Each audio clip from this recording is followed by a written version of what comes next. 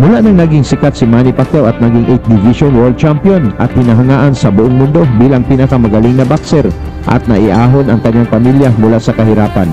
Dahil dito maraming mga Pilipino ang naiinganyo pasukin ang larangan ng boxing upang maiangat din ang kanilang pamilya at maiahon sa kahirapan.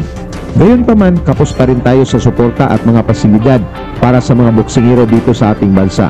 Isang laking karangalan para sa isang Pilipino ang mabigyan ng pagkakataong lumaban sa ibang bansa at talagang hindi ito tinatanggihan ng ating mga boksingero kahit na paminsan-minsan ay ginawa lang silang pampataba sa record ng kanilang kalaban at madalas ay nagkaroon pa ng dayaan. Isa na rito mga to si Christian Avila na tubong Bicol na kilala sa bansag na lastik man dahil sa tigas at tibay ng kanyang katawan. Dahil sa kanyang payat na pangangatawan, pinili si Avila na ilaban sa future world champion ng China na si Lili Xian, isang kilalang amateur champion bago pumasok sa pro boxing. Si Xian ay nakilala sa pagpapatulog ng kanyang huling dalawang kalaban sa unang round pa lang. Tuwing lalaban si Xian ay maraming tagahanga ang nag-aabang kung paano niya pababagsakin itong payatot na Pinoy na si Avila.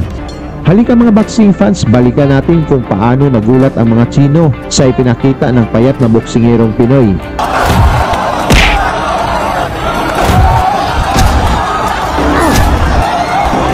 Si Avila ay may record na 10 wins, 12 losses at may 2 knockouts habang si Xian naman ay may 2 wins, walang talo at may 2 knockouts sa laban na naganap sa Macau, China. Sa umpisa ng laban, agad na nagpakawala ng mga malalakas na suntok itong si Xian na naka-blue trunks, ngunit nagpakita din kaagad ng tibay itong ating Pinoy.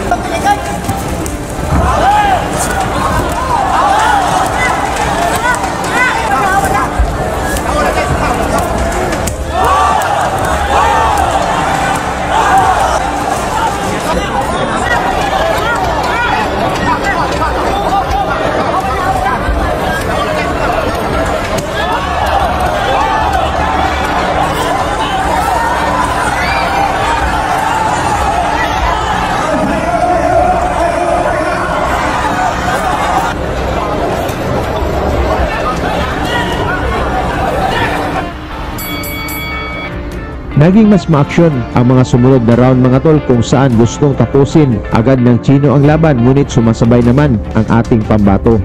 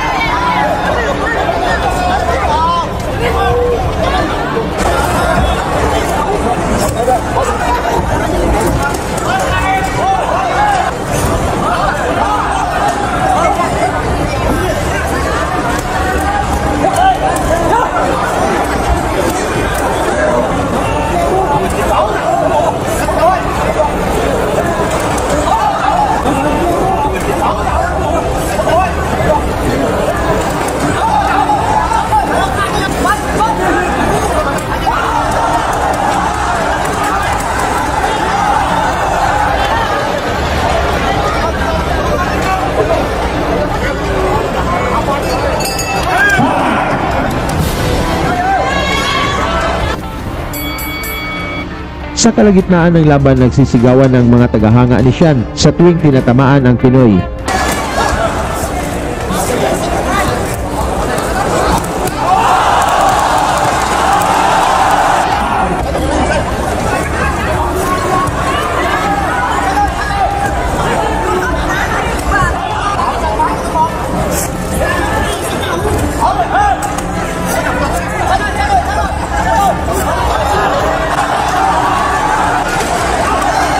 Mas lalong dumami ang mga suntok na naipatama ng Chinese boxer, ngunit nagulat ang mga tagahanga nang nakita nilang hindi pa bumagsak si Avila at nagpakawala rin ito ng mga suntok.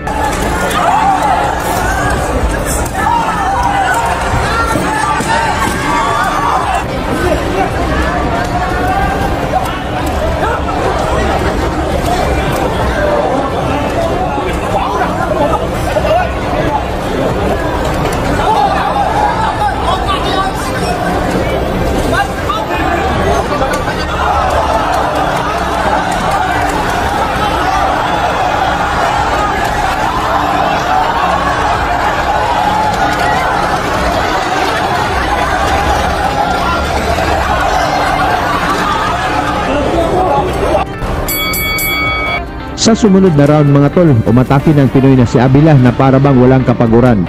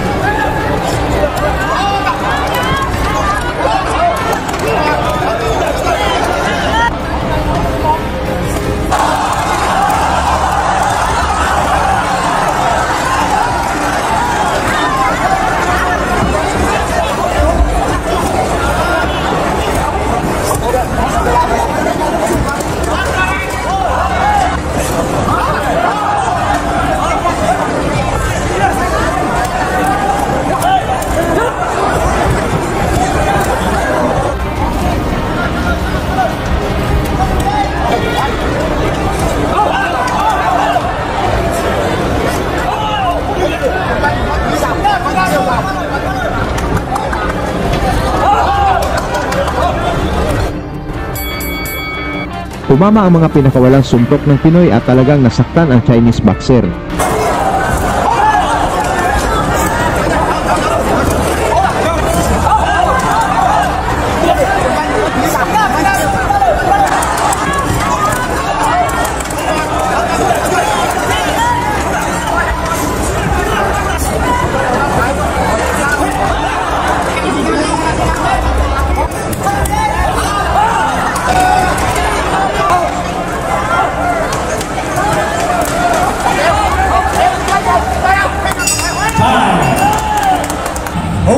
Pagkatapos ng matinding bakbakan mga tol, lumabas na panalo si Avila sa pamamagitan ng majority decision at nadungisan ang record ng future world champion ng China.